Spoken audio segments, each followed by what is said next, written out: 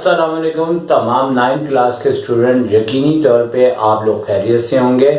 और क्लास 9 के अंदर लॉगरिथम का एक चैप्टर है जो कि पुरानी बुक में क्लास 10 के अंदर पढ़ाया जाता था। अब इन्होंने वो क्लास 9 के सिलेबस के अंदर शामिल कर दिया है। और याद रखें कि लॉगरिथम से कम अगर 20 MCQs आते हैं तो इसमें से 3 पॉइंट्स या 4 पॉइंट्स भी आपके पेपर में दिए जा सकते हैं। इस सिलसिले में एक वीडियो हम ऑलरेडी आपके सामने पेश कर चुके हैं। आज इस वीडियो का सेकंड पार्ट है।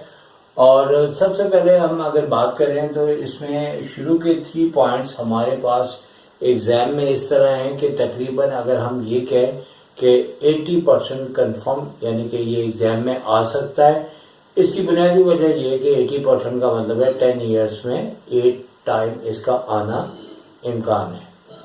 और 4-5 हाल ही में आपके पेपर्स के अंदर क्लास 10 के अंदर जब ये चैप्टर था तो ये MCQs का पॉइंट उधर आ चुका हुआ है। ज्यादातर वैसे 1, 2, 3 पॉइंट्स आपके पेपर्स में यकीनी तौर पे ही तकरीबन आते हैं। और 2007 में ये वाला पॉइंट आया था, 2006 में ये आया था, 5 में नहीं आया था, उसके बाद 4 में ये आया था। और हमें ऐसे 3 पॉइंट्स चाहिए थे MCQs के जो हमें इन 4 सालों में से 3 इयर्स आपके एग्जाम में आया है। क्योंकि इसमें बुनियादी तौर पे x का इस पोजीशन पे होना हमारे समझने का एक कॉन्सेप्ट है। x का यहाँ पे होना, यानी कि देखें हमारे पास 3 एलिमेंट्स हैं या 3 पोजीशंस हैं। ये हमारे पास पोजीशन होती है, यहाँ से देख लें ये लॉगरिथमिक फॉर्म कहलाती है a, b, x। और ये एक्सपोनेंशियल फॉर्म कहलाती है जिसमें हम a को बेस कहते हैं, x आपका एक्सपोनेंट कहलाएगा और b आपका लॉगरिथम कहलाएगा। लिहाजा x का किसी लम्हे में लॉगरिथम की पोजीशन पे होना, कभी बेस की पोजीशन पे होना और कभी एक्सपोनेंट की पोजीशन पे होना, ये 3 पॉइंट से जो आप तीनों अगर समझ जाए तो इंशाल्लाह आपको बहुत अच्छा समझ में आ जाएगा। और इन तीनों पॉइंट से पहले हमें 4 और 5 समझना पड़ेगा, क्योंकि इन तीनों का जो बिगनिंग कॉन्सेप्ट है वो यहाँ से स्टार्ट होता है। अब बात यह है कि नंबर 4 को अगर हम देखते हैं तो यहाँ पे उन्होंने लॉगरिथमिक फॉर्म दी है और कहा है कि इसके एक्सपोनेंशियल फॉर्म में चेंज करें। और नंबर 5 पे बात करते हैं तो इन्होंने एक्सपोनेंशियल फॉर्म दिया है और कहते हैं कि इसे आप लॉगरिथमिक फॉर्म में लिखना पड़ेगा। और MCQs में इससे रिलेटेड ये भी आ सकता है कि a, x, b किसको रिप्रेजेंट करते हैं। a आपका बेस होता है, x आपका एक्सपोनेंट होता है, b आपका लॉगरिथम होता है। ठीक है, ये तो दिखने से ही पता लग रहा है कि a बेस है या एक्सपोनेंट है। b का याद रख लीजिएगा कि इसे लॉगरिथम कहते हैं। और इस तरीके से नंबर 4 और 5 के ऊपर बात करें तो नंबर 4 के अंदर जो है लॉगरिथमिक का आंसर क्या हो जाएगा।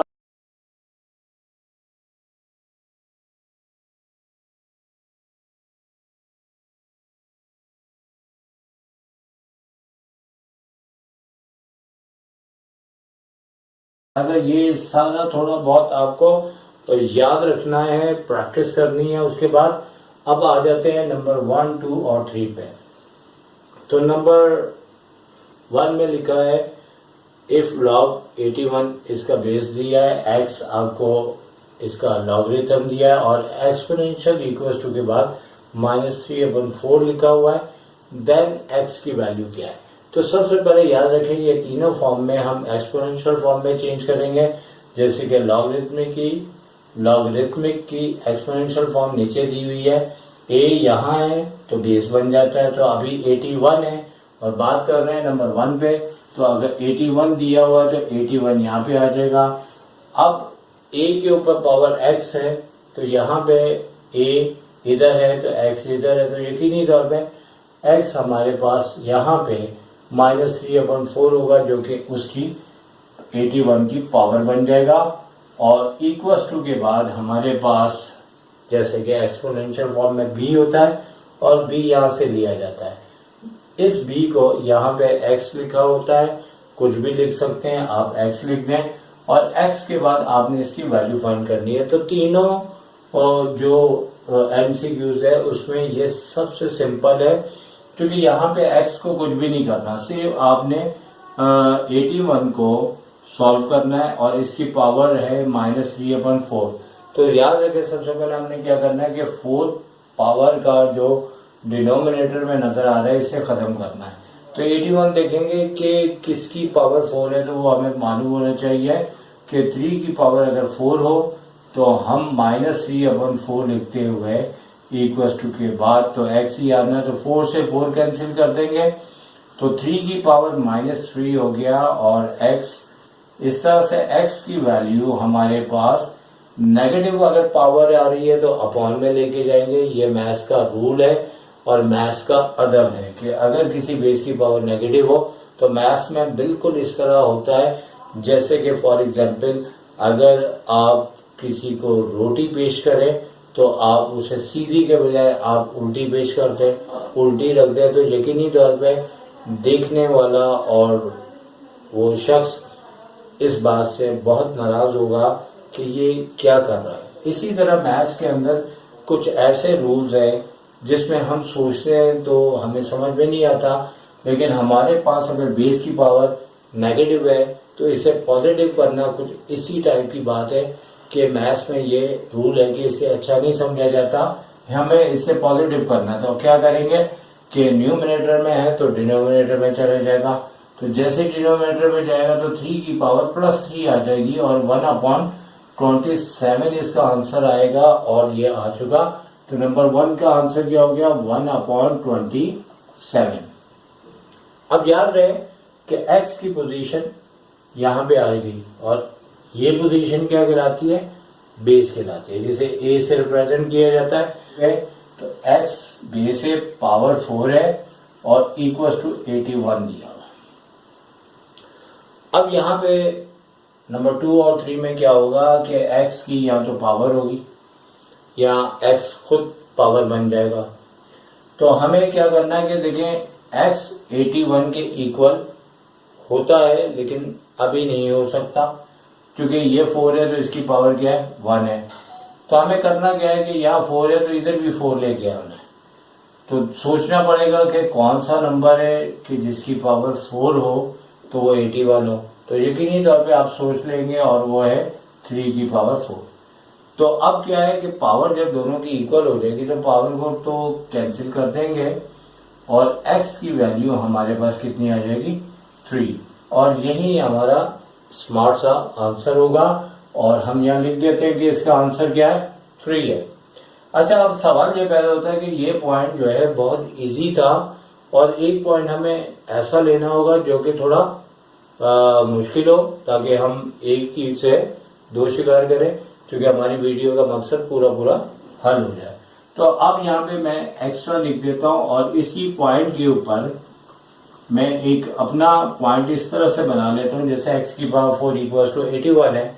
अगर इसकी जगह लिखा हो x की पावर 4/3 और यहाँ पे लिखा हो आपके पास 16, तो अब इस चीज को हम कैसे फाइंड आउट करेंगे। यकीनी तौर पे मैंने पूरा इस तरह से क्वेश्चन नहीं बनाया, बनाऊंगा तो टाइम लगेगा और समझे कि इस तरह का है। और जब हमने इसको इस शक्ल में रिप्लेस किया तो हमारे पास ये वैल्यूज आ गई। अब यहाँ x की पावर 4 थी तो यहाँ तो हम सोच सकते हैं कि 81 किसकी पावर 4 है, तो वो 3 की पावर 4 है। लेकिन अब 16 की पावर 4/3 कैसे, ये सोचना मुश्किल है। तो असल में इसकी ओरिजिनल करेक्ट VIB टेक्निक्स ये है कि जब आपको कोई ऐसा पावर दिया हो तो हमें इसके अपोजिट पावर लगा के इधर भी लगा देंगे 3/4। और मैथ्स का रूल है जो भी काम हम करते हैं दोनों साइड करते हैं। और ऐसा क्यों करते हैं कि हमारी जिंदगी में भी ऐसे ही होता है कि एक शख्स पैसे लेता है और एक शख्स रोटी ले रहा होता है या कोई सामान ले रहा होता है, या तो दोनों ले रहे होते हैं या दोनों दे रहे होते हैं। पैसे दे रहा है वहां से वो रोटी दे रहा है, तो कहने का मतलब है 2 साइडेड, या तो दोनों मल्टीप्लाई होते हैं या दोनों साइड डिवाइड होते हैं। तो अब हमें 3 से 3, 4 से 4 कैंसिल, तो x बिल्कुल हमारे पास इस तरह से स्मार्ट सा एक्स आ गया, इसकी पावर 1 है और यहाँ पे 16 है। तो ये हमें सॉल्व करना पड़ेगा, जिससे हमने ये वाला सॉल्व किया था कि 4 खत्म करने के लिए 2 की पावर 4 आ गई और 4 से 4 कैंसिल हो गया। अब 2 की पावर 3 आ गई और आने के बाद इसको भी हमें खत्म करना है, तो हमने 8 कर दिया। तो ये हमारा यहाँ पे कोई पॉइंट नहीं था, ये हमने एक्स्ट्रा आपको करवाया था और आपने करना है क्योंकि बोर्ड के अंदर ये पॉइंट आया था और 2007 के अंदर 1 वाला, 2006 में ये वाला आया था, लेकिन ये आ सकता है और उसके बाद आता रहा है इस टाइप का। तो इससे यकीनी तौर पे आप समझ गए होंगे ये बेस है, ये इसका एक्सपोनेंट है, लॉगरिथम इक्वल्स टू के बाद आ जाएगा। तो हम क्या करेंगे, यहाँ 81 आ गया, इसकी पावर x आ जाएगी और 9 इधर आ जाएगा। अब क्या है कि 9 ही रहेगा, लेकिन 81 को 9 हम बना सकते हैं। तो हम क्या करेंगे कि 9 का स्क्वायर बनाएंगे और पावर से पावर मल्टीप्लाई होगी। लेकिन ये बात देख लें कि यहाँ पे 81 है या 9 है, इन दोनों को कैंसिल होना पड़ेगा और 9 की पावर 1 है तो x 1 नहीं हो सकता जब तक कि ये दोनों कैंसिल ना हो।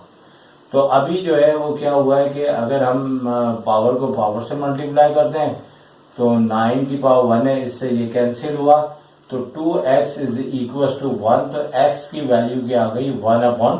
तो इसका आंसर क्या आ गया 1/2। अब इसमें भी हमने एक्स्ट्रा इसलिए नहीं मिटाया था कि इसमें भी कभी कभार ऐसा नहीं होता कि एक साइड पे वर्किंग करनी पड़े, दोनों साइड पे भी करनी पड़ती है। तो इस सिलसिले में एक अपनी एग्जाम्पल ले लेते हैं। फर्स्ट करें, यहाँ पे 27 की पावर x है और यहाँ पे 9 लिखा है। अब 27 तो 9 नहीं बन सकता, 3 बन सकता है, बना देंगे 3 की पावर 3 और डायरेक्ट भी करना चाहे तो पावर से मल्टीप्लाई होता है 3x हो जाएगा।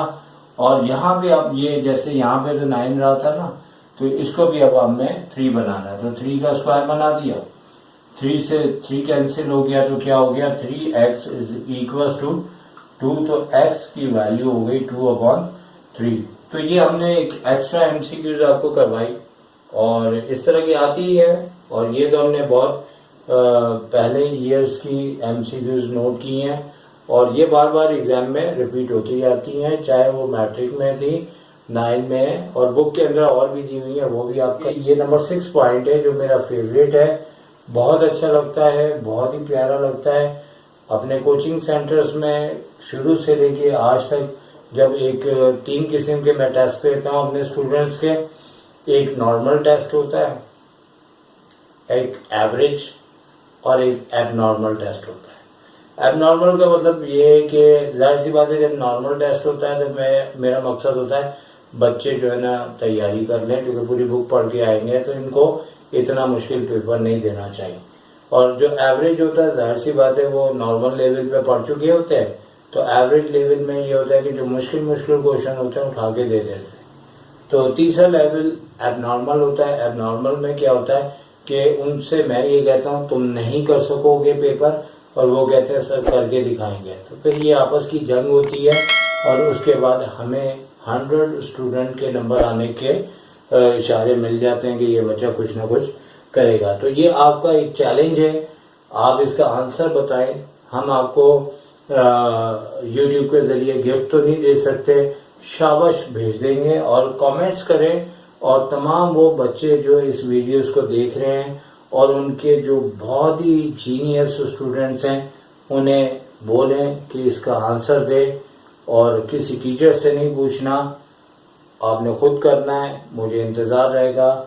नंबर 6 वैसे ही है जैसे यहाँ x है, तो यहाँ पे हमें x दिया है, लेकिन इसके अंदर आपका जहन देखना है कि आप इसका आंसर दे सकते हैं कि नहीं दे सकते। तो सर शायद को इजाज़त दीजिएगा। उम्मीद है कि एक आध वीडियो इसके ऊपर और बनेगी क्योंकि पॉइंट्स अभी मौजूद हैं।